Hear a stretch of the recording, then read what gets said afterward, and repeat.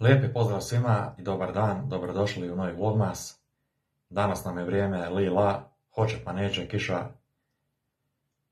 Ja sam dobro, hvala Bogu, recite mi kako ste mi vi, da li sve ok kod vas je, jeste super. Evo, popila se kafa, još malo idem praviti nešto za jest, za ručak. Evo, vina se stavlja na trg za novu godinu, došla rasvjeta, došao razglas. Prljavci stižu sutra u grad. Moram ih zvati da vidimo kako ćemo, šta ćemo, gdje ćemo, da se nađemo. Nismo se vidjeli valjda skoro 15 godina, nismo se čuli, nismo sjeli i razgovarali, popili kafu, ovo ono. Red bi bio da se ja njima javim sutra i da se vidimo konačno, jedva čekam. Imam jednu informaciju za vas. 31. neće biti vlogmas, vlogmas će biti 1. umjesto 31. Zato što idem vani na doček nove godine, isto koji i vi svi. Znači 1.1. u 5 sati popodne ide vlogmas od 31. tako da znate. Evo, to vam je to za sad, mi se vidimo i čujemo se nešto kasnije.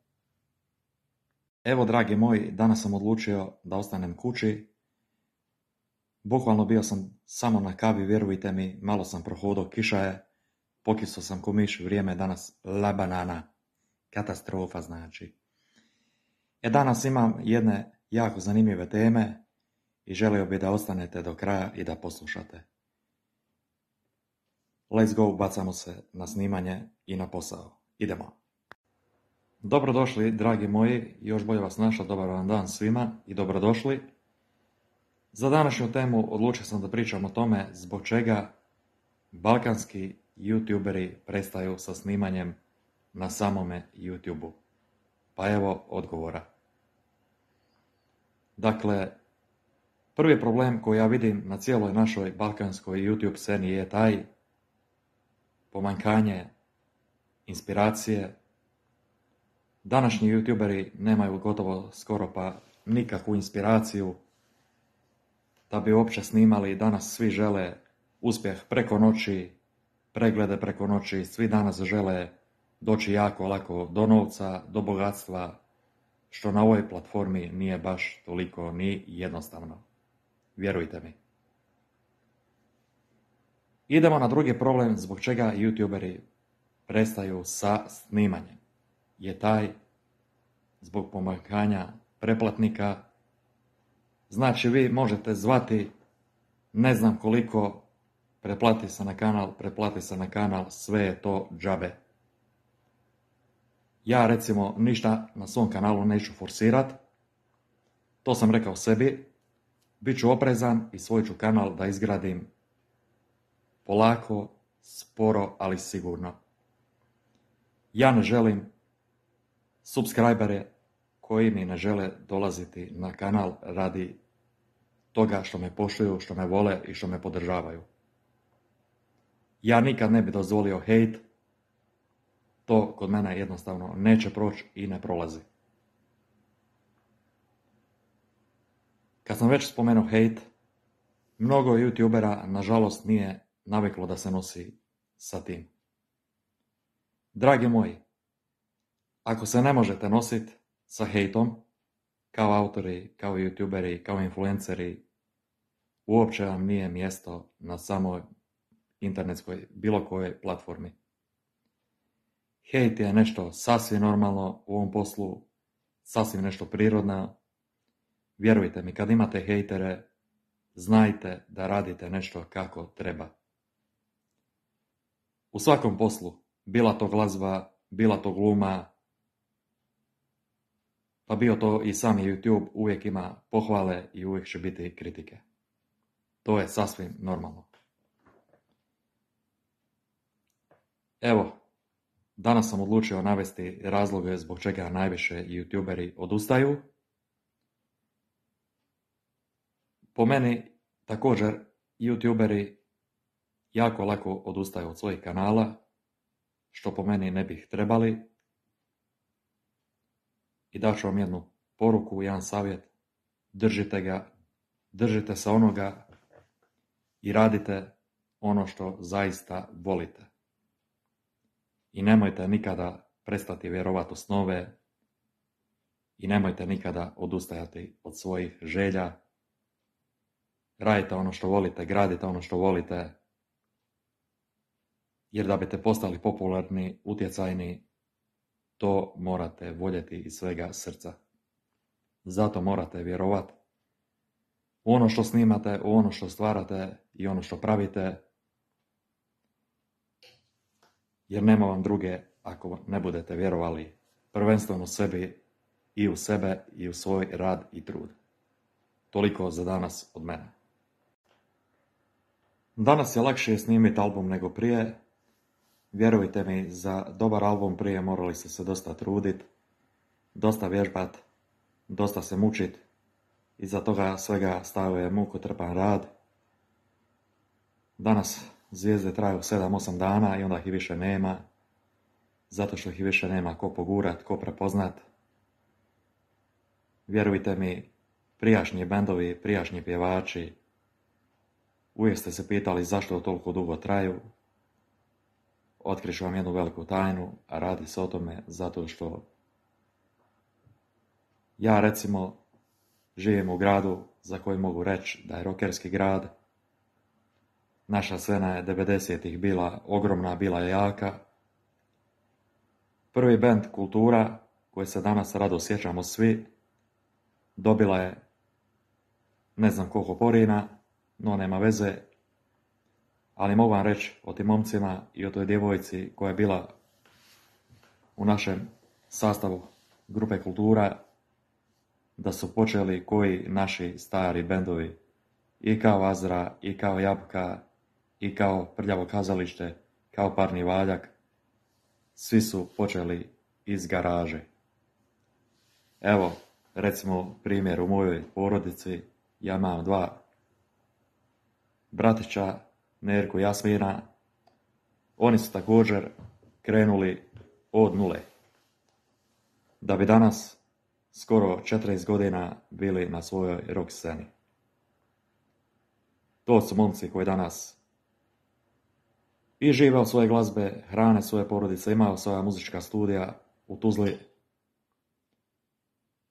Oni su isto krenuli bukvalno od nule, od ničega. Oni su velike novce zaradili na svatovima, na svadbama. Svi su tako pjevači počeli, svi su pjevači tako krenuli. Ja mislim na cijeloj današnjoj muzičkoj sceni fali dosta dobre glazbe, dobrih autora posebno. Danas je potpuno lakše snimiti album. Vi danas bukvalno u 15 dana imate sam materijal gotov u studiju i odmah ga kačite na YouTube. A prije nije bilo tako, prije se morao trudit, morao se zapet, morao se barem 2,5 godine snimati u studiju, pa bi onda nosio demo snimke kod producenta, pa producent ti kaže da je ne valja, da je opet ponovo ovo sve na novo. Morao si se jednostavno trudit, mučit i danas je puno lakše. Zbog toga današnje zvijezde ne opstaju, brzo propadaju, zato što ih nema ko prepoznat.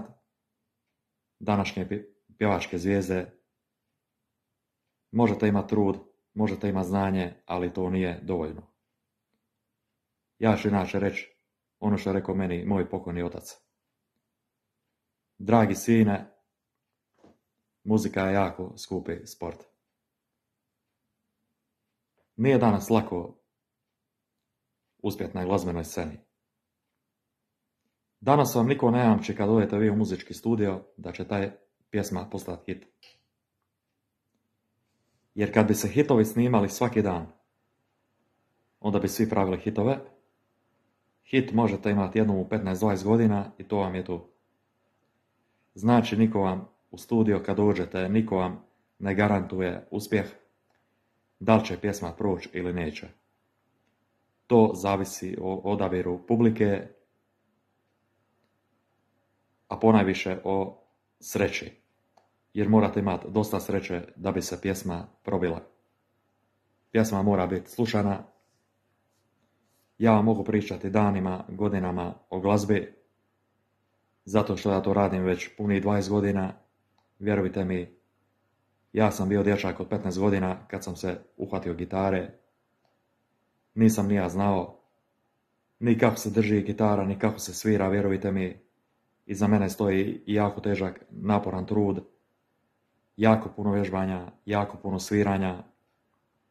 Ja sam iza sebe napisao sigurno preko 1000 i nešto pjesama. Jednostavno želim vam reći,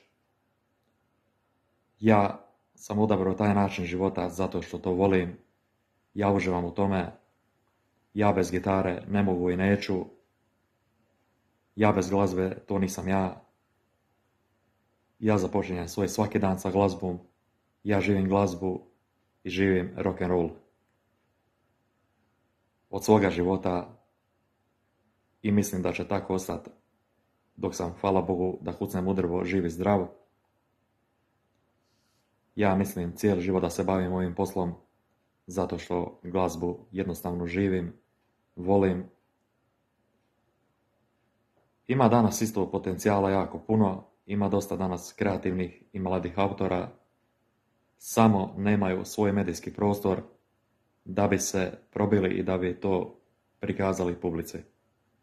I tu ja vidim jedan veliki i krucijalni problem. Dakle, danas je jako teško uspjeti na glazbenoj sceni zato što treba vas neko probiti, treba vas neko pogurat. Dakle, nije jednostavno. Eto, to vam je to za danas, dragi moji. Od 1.1. Hrvatska dobiva novu valutu euro. Moram priznat da mi je jako žao i teško što se odričemo kune. Ja sam odrastao uz tu valutu, žao mi je, ali što ćete, moramo se prilagoditi. Rekli su baš jučer na televiziji da će se moći plaćati čak i kunama do 15. siječnja. Dakle, nemojte ništa da brinete. Prilagodba je 15 dana na novu valutu, na euro. Evo, to vam je ta informacija, tako da znate. Ja sam rekao čak i svojim ukućanima da ću si ostaviti barem 5 ili 10 kuna za uspomenu, tako da jednog dana to mogu pokazati svojoj djeci, svojoj porodici, da vide šta je bila nekada naša hrvatska kuna. Ljudi, meni je ova godina bila izvanredna. Ljeto mi je bilo super, hvala Bogu, mlad sam da kucam u drvo, zdrav sam i ništa mi, hvala Bogu, ne fali. Imam vas i hvala vam na tome. Nadam se da ćete me i sljedeće godine pratiti i podržavati i da ćete biti još lojalniji, još bolji i da ćemo biti još jači na Balkanu. Samo što mi jedna stvar smeta, a to je što današnje djevojke dnevno po 500 slika izbace na Instagramu, što za mene uopće nije normalno, vjerujte mi. Današnje djevojke samo gledaju lajkove, da skupe što više lajkova, što više pregleda, da se što više blamiraju, kako bi se prijateljicama dokazale ja sam riba, ja sam mačka, ma nisi ti ništa. Halo ribo, spustite se malo na zemlju, molim te, ajde, nemoj mi glumit. One sve traže princa na bijelom konju, a obično dođe konj, jer današnje cure su previše izbirljive, današnje djevojke uopće nisu romantične, ti današnjoj djevojci ne možeš više ni prići na jedan fin određeni kulturan način, jer te današnja cura otpegla u sekundi, vjerujte mi. Ja to znam jer vidim svijet oko sebe, probao sam na razne načine. Današnju djevojku ne možete više zavesti. Današnje su djevojke jako bezobrazne, nekulturne, razmažene i pune su sebe, umišljene su. Ja ne kažem da nema dobrih djevojaka. Dobrih djevojaka ima, ali ih je jako, jako malo, vjerujte mi. I onda se svi čude zašto nema veza, zašto nema brakova. Pa ko će današnju curu ženiti, Bog te? To ne zna danas ispeglati jednu običnu košulju, vjerujte mi. Jednu običnu košulju danas djevojka ne zna da ispegla. Ja znam jednu djevojku, ima 30 godina, djevojka ne zna skuhat pošten ručak, vjerujte mi. Zamislite vi to. Ženska ima 30 godina, ne zna počistit kuću, ne zna skuhat ručak, ne zna dočekat čovjeka, ne zna ništa, vjerujte mi, katastrofa je danas sve. Znači, današnje djevojke su sve, ali samo nisu za ženidbu i nisu za kuću, vjerujte mi, katastrofa jedna velika. Ja ću uvijek tvrditi da su moji roditelji bili bolji, da u njihovo vrijeme i u njihovo doba bilo bolje, jer naši su se roditelji prije svega poštivali. A danas, između djevojke i momka poštovanja nema. Vjerujte mi. Danas je najglavnije: moram naći bogatog, da ima para, da ja mogu fino živit, lijepo se raširit na krevetu i čekat da ti momak fino donese doručak u krevet. Dragi moji, otvorite oči. U koga se zaljubljujete i u koga se ženite. Danas je sve katastrofa, vjerujte mi. Bolje vam je biti sam nego sa bilo kim. Eto, to je to. Moje nezadovoljstvo. I u biti, kako vam bi bila ova godina, nadam se da će biti bolja ova, da Bog da nikad više ne došla 2022. Jer nije bila Bog zna kakva. Očekujem bolju 2023. Samo neki ljudi zdravlja, strpljenja, ljubavi, prebrodit ćemo ovo sve i nadam se da će biti ljepše i da će doći neko bolje vrijeme. I to bi vam bilo to, ekipa za danas od mene. Hvala vam svima na podršci, na gledanju. Zahvaljujem se novim pretplatnicima, novim subscriberima što su ovdje, što su uz mene. Također ostavite jedan veliki like i svi vi koji se želite pretplatiti na kanal, dobro ste došli. Osjećajte se kao da ste kod svoje kuće, a mi se vidimo sutra u novom vlogmasu i u novom videu. To je to, veliki pozdrav od mene. Ćao!